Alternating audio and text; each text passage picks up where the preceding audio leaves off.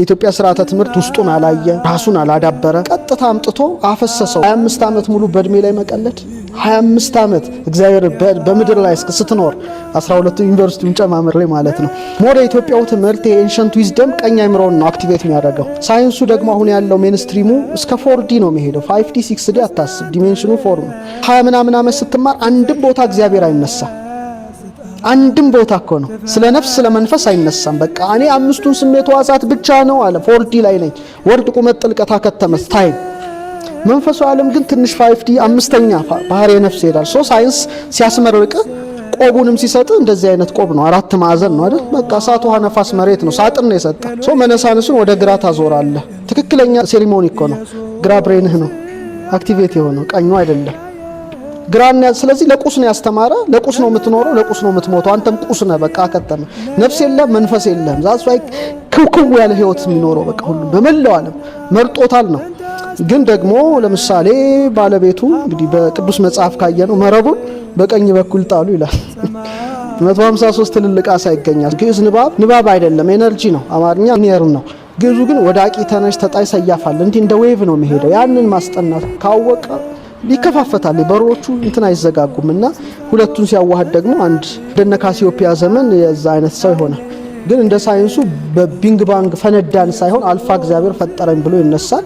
90 ዓመት አንድ ሰው ኖሮ እንዴ አንድ ገጽ ለመኖር ነው እንዴ እግዚአብሔር እዚህ ለመጣ እንዴት እኖራለሁ?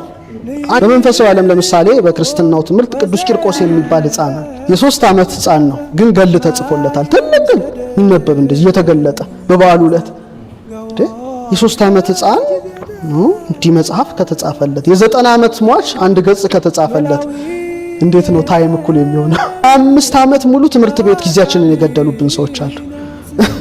25 ዓመት አስበዋል።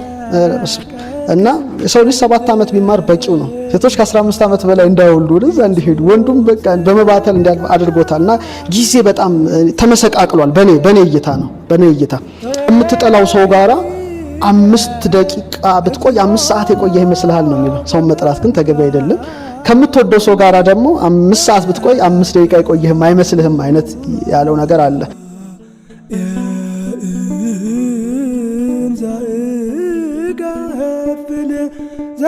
ዛግረብ ኩለከ ህልቆይ ዮቤል ስብሐታተ ካልኩሌት ተደርጓል። ሰው 80 ዓመት ቢኖር 30 ምናምን ዓመት በእንቅልፍ ያሳልፋል። ሚኖራት 40 ናት። በጣም ጥቂት እኮ ዓመት ናት። ያውም ደግሞ በእናት የሚያሳዝነው 25 ዓመት ሙሉ ትምህርት ቤት ጊዜያችንን የገደሉብን ሰዎች አሉ። 25 ዓመት አስበዋል። እና የሰው ልጅ 7 ዓመት ቢማር በቂው ነው። ጥሩ እንትና ምክንያቱም የቀኝ አንጎል ክፍሉን ከከፈትክለት እንኳን አይደለም ይሄ 5%ቱን ዕውቀት 95ቱን አዋህዶ 100 መድረስ የሚችል ነው። እና 25 ዓመት ሙሉ ግራ ብሬንህን አክቲቬት በማድረግ አግብቶ እንዳይወልድ እድሜውን በመጨረስ በጣም ወንጀል እኮ ነው። የተፈጥሮን ሂደት ሴቶች ከ15 ዓመት በላይ እንዳይወልዱ ወደዛ እንዲሄዱ ወንዱም በቃ በመባተል እንዲያልፍ አድርጎታልና ጊዜ በጣም ተመሰቃቅሏል። በኔ እይታ ነው። በኔ እይታ ስለዚህ አንስታይን ያለው መሰለኝ ካልተሳሳትኩኝ ከምትጠላው ሰው ጋራ 5 ደቂቃ ብትቆይ 5 ሰዓት የቆየህ ይመስልሃል ነው የሚለው። ሰው መጥራት ግን ተገቢ አይደለም። ከምትወደው ሰው ጋራ ደግሞ 5 ሰዓት ብትቆይ 5 ደቂቃ የቆየህም አይመስልህም አይነት ያለው ነገር አለ። እኔ ግን ተለይቶ ትንሽ ለወንድም የምመክረው ጊዜ በረከት ይፈልጋል። ይሄ እኔ ኤክስፒሪየንስ ነው። ጊዜ በረከት ይፈልጋል። አሁን ሰው አስራት ይሰጣል። ምንድነው ለምን ትሰጣለህ ስትለው እግዚአብሔር እንዲባርክልኝ ነው አይደል? 11 እግዚአብሔር ቸግሮት እንትምትለው አይደለም። ጀስት ብሌሲንግ ለማግኘት ነው። አሁን ሰው የሚያስበው ገንዘቡ ብቻ እንዲባረክ ነው። ገንዘብ ነው። ግን እኛ እንዲባረክልን የምንፈልገውም ጊዜ ጭምር ነውና ቢያንስ በጸሎትህ ትንሽ ጊዜውን ኢያሱ ፀሐይን አላቆመም ያ ትንሽ እንዲቆም ወይም ደግሞ ከተትረፈረፈላቸው እንዲያበድርህ ጊዜውን ጠይቀው። እኔ አንኳኩ ይከፈትላችኋል ትልቅ ጸሎት ነው። አልፋ እግዚአብሔርን ጊዜን ባርከው ብለህ እንትን ካለከው ታይም በጣም አንጻራዊ ነው። አንተ የምትጠቀምበት ጊዜና እኔ የምትጠቀምበት ጊዜ አንድ አይደለም። አሁን ለምሳሌ ሰው ገንዘብ እኩል ደሞዝተኛ ሆኖ አንዱ ረድቶበት በልቶበት ጠጥቶበት ሰጥቶት አያልቅም። ያንተ ደግሞ እንዲህ ምንድነው አመድ የሚያደርገው ልትል ትችላለህ። ገንዘቡ አንድ ነው እና አይ ቲንክ ብሌሲንግ ይፈልጋል እና እንደኔ ባለቤቱን መጠየቅ ያስፈልጋል። ጊዜን ባርከው ማለት ትንሽ ጥሩ ነው አይደል? ጊዜን ባርከው ሁሌ ስትጠይቅ የሚሰጥ ነገር ነው። በቃ ጠይቁ ይሰጣቸዋል ስላለ መጠየቅ ነው መቀበል ነው። አጠያይቁን ግን ማወቅ እንዴት አንኳኳለሁ እሱ ነው ያንተ ድርሻ ነው። እሱን ካወቅ ከጠየቅ ከተሰጠ በጣም ብዙ ስራ ልሰራበት ትችላለህ። አስበዋል 90 ዓመት አንድ ሰው ኖሮ አቶ ገሌ እሺ ተወለዱ አለ። እሺ ተወለዱ አደጉ እድሜያቸው የሆነ ዲፕሎም ዲግሪ ምናምን ያዙ። ኦኬ አገቡ ወለዱ ሞቱ ባደረባቸው እንዴ አንድ ገጽ ለመኖር ነው እንዴ እግዚአብሔር እዚህ መጣ? እንዴት እኖራለሁ? አንድ ገጽ ለመኖር እንዴት ምድር ላይ እመጣለሁ እንዴ? አንበሳው ከዚህ በተሻለ ታሪክ ይጻፍለታል። እንዲጫካ ሄዶ እንዲያደናድኖ እንዲወጥቶ እንዲወርዶ ልትለው ትችላለህ። ሰው ሆኜ አንድ ገጽ ታሪኬ ሊጻፍ አይገባም። በመንፈሳዊ ዓለም ለምሳሌ በክርስትናው ትምህርት ቅዱስ ቂርቆስ የሚባል ሕፃን አለ።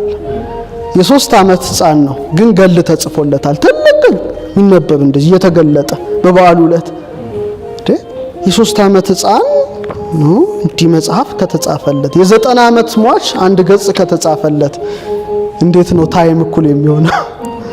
እና ትንሽ የጊዜን ኮንሰፕት ማወቅ በጥበብ ያስፈልጋል። ስለዚህ በጥቂት እድሜ ብዙ ታሪክ መስራት ትችላለህ፣ በብዙ እድሜ ጥቂት ታሪክ መስራት ትችላለህ።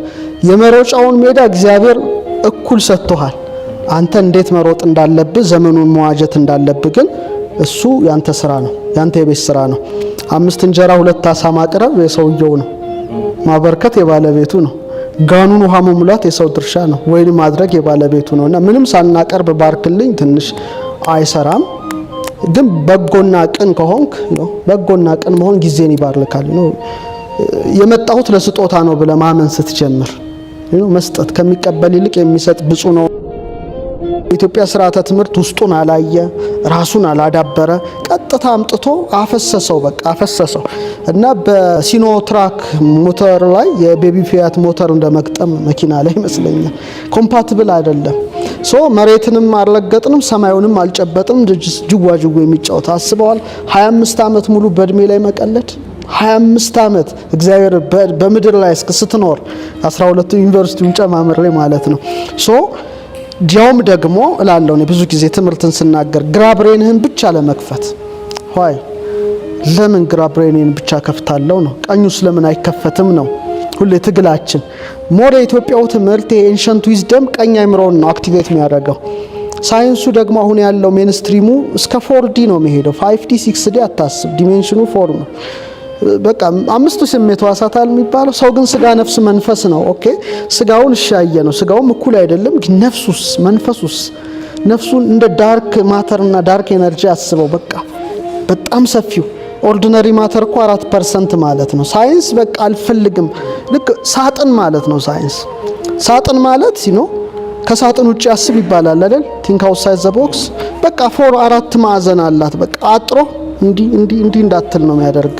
እና ትንሽ እሱን ለውጠ ነው ልጆቻችን 5D 6D ውስጥ እንዲገቡ ብለንድ ማድረግ አለብን። ይሄን ስፒሪቹዋል ኖሌጁ ለምሳሌ ይሄ ኤጅ ኦፍ ኢንላይትመንት ላይ ምንድን ሆነ? ምሳሌ ሰው ስጋ ነፍስ መንፈስ ነው። ምን ተጠና? ግራ አንጎላችን ምን ይወዳል? ሂሳብ ይወዳል፣ ቋንቋ ይወዳል፣ ትግል ይወዳል፣ ንግግር ይወዳል ምናምን። አሁን ያለው ቤት አይነት ነው። ቀኙ ግን ትንሽ ተመስጦ ይወዳል፣ ዊዝደም ይወዳል። ሞር በስሜትና በኢንቲዩሽን ነው የሚገልጠው፣ በራእይ ነው የሚገልጠው። ሁለቱን ደግሞ እግዚአብሔር ሲፈጥራቸው ለልጆቹ እንዲሆን ነው። ካርፐስ ካሎሰም የሚባል ወፍራም የነርቭ ክር አለ። ሁለቱን እንድናዋሃድ ነው ድልድዩን የሰራው። ሳይንስም መንፈሳዊ እውቀትም ድልድዩን ሰብሮታል። በእኔ እይታ ነው። 20 ምናምን ዓመት ስትማር አንድም ቦታ እግዚአብሔር አይነሳም። አንድም ቦታ እኮ ነው ስለ ነፍስ ስለ መንፈስ አይነሳም። በቃ እኔ 5ቱን ስሜት ሕዋሳት ብቻ ነው አለ። 4D ላይ ነኝ። ወርድ ቁመት ጥልቀት አከተመ ታይም። መንፈሳዊ ዓለም ግን ትንሽ 5D 5ኛ ባህሪ ነፍስ ይሄዳል። ሳይንስ ሲያስመርቅ ቆቡንም ሲሰጥ እንደዚህ አይነት ቆብ ነው፣ 4 ማዕዘን ነው አይደል? በቃ እሳት፣ ውሃ፣ ነፋስ፣ መሬት ነው። ሳጥን ነው የሰጠ። መነሳንሱን ወደ ግራ ታዞራለህ። ትክክለኛ ሴሪሞኒ እኮ ነው። ግራ ብሬንህ ነው አክቲቬት የሆነው፣ ቀኙ አይደለም። ግራና ስለዚህ ለቁስ ነው ያስተማረ። ለቁስ ነው የምትኖረው፣ ለቁስ ነው የምትሞተው። አንተም ቁስ ነህ። በቃ አከተመ። ነፍስ የለም፣ መንፈስ የለም። ዛስ ላይ ክውክው ያለ ህይወት የሚኖረው በቃ ሁሉም በመላው ዓለም መርጦታል ነው። ግን ደግሞ ለምሳሌ ባለቤቱ እንግዲህ በቅዱስ መጽሐፍ ካየነው መረቡን በቀኝ በኩል ጣሉ ይላል። 153 ትልልቅ ዓሣ ይገኛል። ሰው ጥረ ግረ መብላትም ትችላለህ። ምድር ላይ ስትኖር በበረከት ተንበሽብሸ መኖር ትችላለህ። ብለ መኖር ትችላለህ። እፎይ ብለ መኖር ትችላለህ። ምርጫው ያንተ ነው። ሰው ምርጫውን ነው ሰው እየኖረ ያለው ማለት ነው። እና እኔ ያ ባይሆን ጥሩ ነው። ግራውም ቀኙም ተዋህደው ቢኖሩ በሁለት ወገን የተሳለ ቢላ ይሆናሉ። ስለዚህ ልጆቻችን ቁስ ከምናደርጋቸው ቁስ አካል መንፈሳዊነትንም ነገር ገጥመንላቸው በሁለቱም ዓለም የከበሩ ቢሆኑ እንደነ ላሊበላ ድሮ ራእይ ነበራል። ብዙ ራእይ ተጽፏል። እንዲያ አሁን ራእይ ቀርቶ ድፍን ነው። ለምንድን ነው?